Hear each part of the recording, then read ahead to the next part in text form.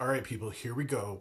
Here I am with the tarot snapshot. Now, this might be the very last tarot snapshot that I do because what I'm trying to do, here is to bring a little bit of joy to people because I'm a big believer in what I call vitamin joy. The fact that we have to ingest joy as a vitamin because there's plenty of turmoil and pain and chaos and trauma out there in the world.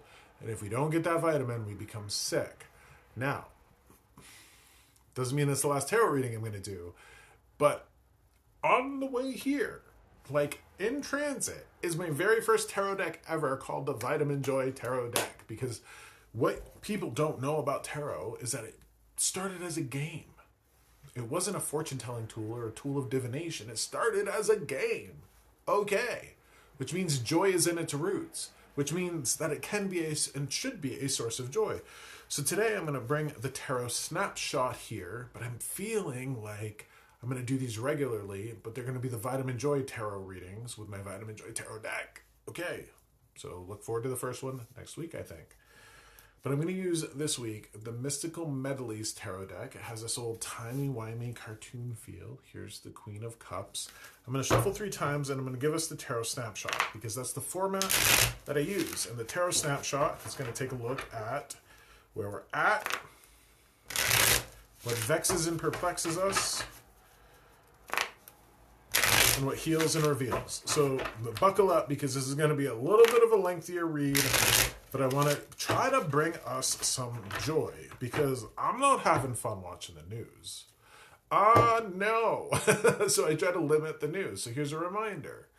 If you've got an increased amount of turmoil in your life, whether it's from the news or national stuff or in your personal life, just like when you're sick, you increase the nutrients. If you're sick in the spirit, you increase the joy.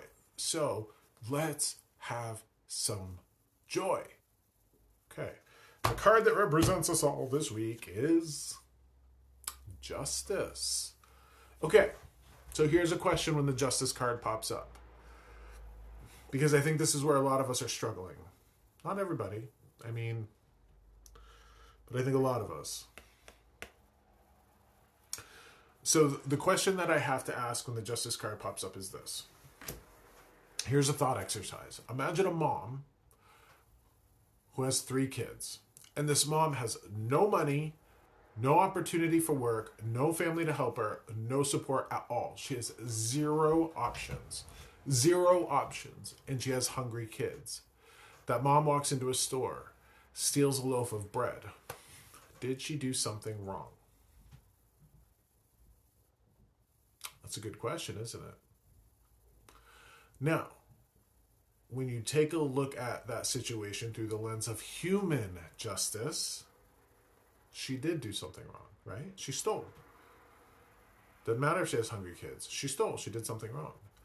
I think if you take a look at that situation through a lens of divine justice, she didn't do anything wrong. She was feeding her kids, which means that isn't there something wrong with a society that wouldn't help a mom feed hungry kids? Isn't there something wrong with a society that wouldn't help to feed hungry children?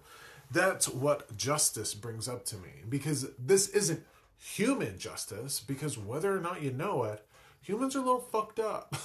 Like, we're a little fucked up. I think we're imperfect creatures that are constantly trying to become perfect. You know, we're trying to go back to that divine justice. This is talking about human justice versus divine justice. And I think that a lot of us are looking at what human law is doing right now to a lot of people and going, this does not make sense. This is not right. This is not compassion.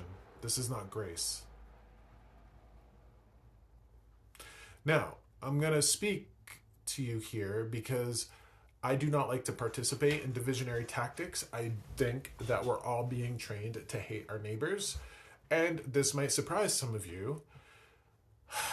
I have given readings to plenty of people who would support Donald Trump, and they are good, contributive people. I think they're doing the best they can with what they've got. I think a lot of them are realizing that they've made a mistake and have a degree of shame to it. But what I'm watching parents being ripped away from their kids. And I hate to bring this up because this isn't joyful. I watched a woman being stuffed into a van today because ICE agents went to a courtroom where her case was dismissed. She was becoming a legal, like, American citizen. Case was dismissed. They scooped her up, put her in a van. She has 6 kids at home, and she's separated. If you're a person that's okay with that, maybe you're too far gone. Maybe you're too far gone.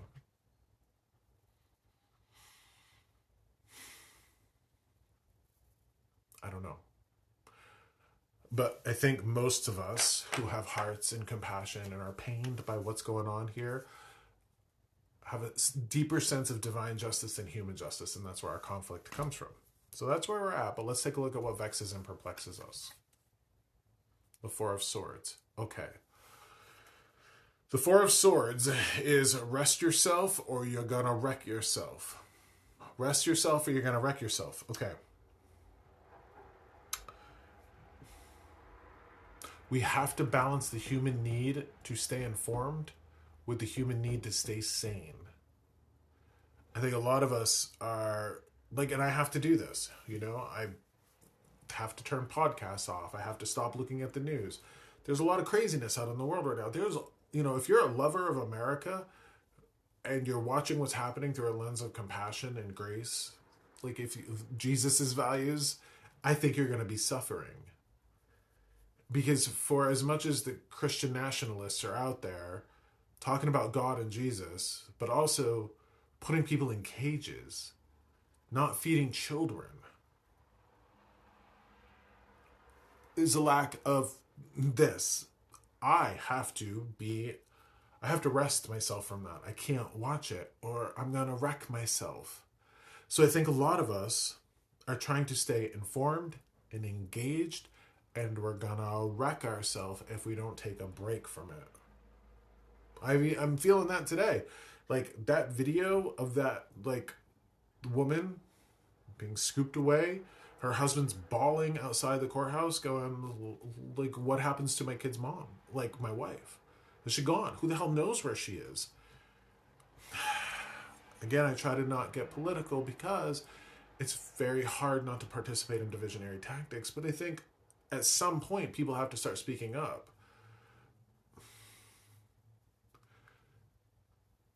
And I will say this to anybody that's watching this, and I feel like I need to. If you're somebody who voted for Donald Trump, if you're somebody who wanted change because this country goddamn needed change, and you thought he was the change agent, I don't think you're a bad person.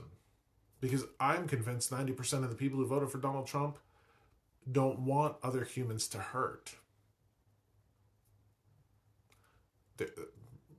I've written extensively about this.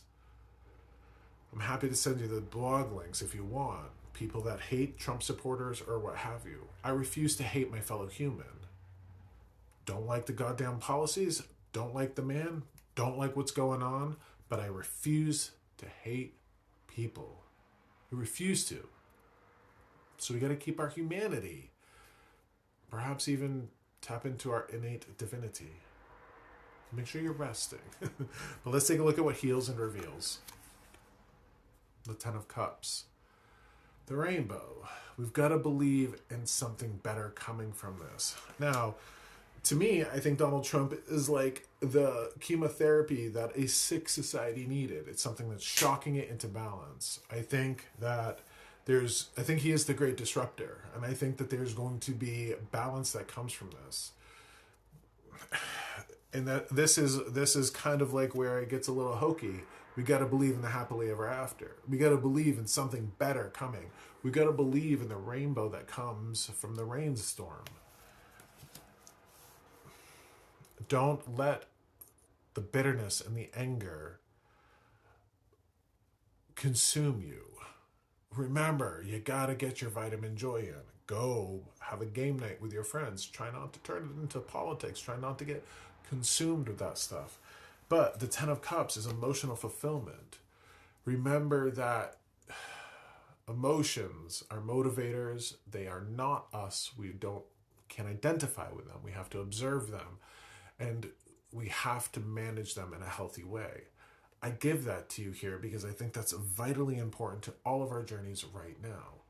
Emotional fulfillment, emotional satisfaction, that idea of the rainbow after the rainstorm. And divinity loves us all. Whether you're a Christian or not, divinity loves us all. When I sit with somebody who's voted for Donald Trump without knowing that, their spirits love them. And if you're a person that hates Donald Trump supporters, I can tell you that God, the source, universe, doesn't.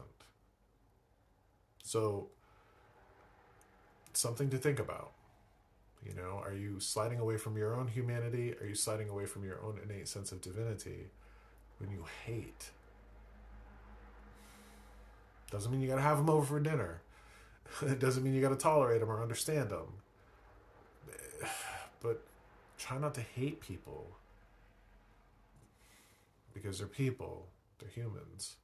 Even the worst among us are humans. And hatred, what does that accomplish anyways? Just remember to be skillful with your anger, because anger is like a tool. If you're not using it with skill and grace, it's going to hurt yourself or others. Anger, like the water that we see in cups, is an emotion. And emotions can either hydrate us or drown us. That's something that we have to sit with when it comes to any emotion. Keep the faith, people. Find your joy, people. Rest yourself. Take care of yourself. Don't overly consume the bullshit. Stay aware, but don't go insane. Here's that reminder.